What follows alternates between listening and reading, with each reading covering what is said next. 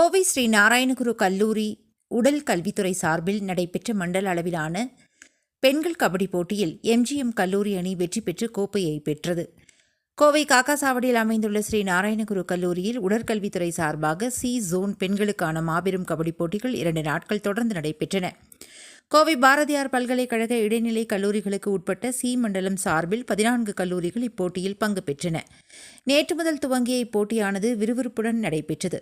தொடர்ந்து இன்று காலை முதல் அரையிறுதிப் போட்டி, 2ஆம் அரையிறுதிப் போட்டி மற்றும் இறுதிப் போட்டிகள் நடைபெற்றன. இப்போட்டியினை ஸ்ரீ நாராயணகுரு கல்வி அறக்கட்டளையின் செயலாளர் ஸ்ரீஹரி மற்றும் பாரதியார் பல்கலைக்கழக உடற்கல்வி இயக்குநர் அண்ணாதுரை ஆகியோர் துவக்கி வைத்து மாணவர்களுக்கு வாழ்த்துக்களை தெரிவித்தனர்.